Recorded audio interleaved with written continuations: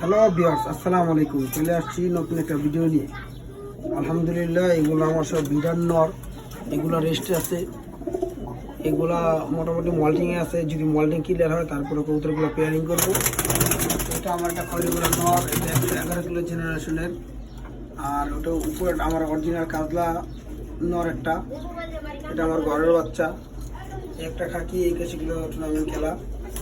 এই নটটা খয়রিগোলা নটটা 95 কিলো থেকে আসা, 45 কিলো চারিদিকে টুর্নামেন্ট থেকে আসা।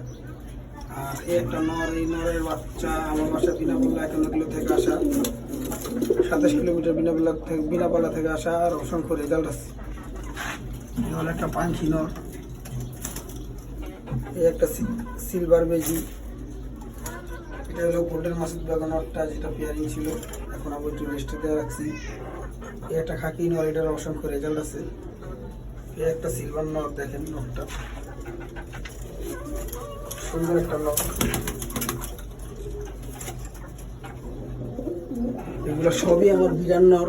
তো নরগুলো কেমন লাগতেছে সবাই কমেন্টসের মাধ্যমে জানাবেন। তো ভিডিওটা এই পর্যন্তই থাকবে। আসসালামু আলাইকুম।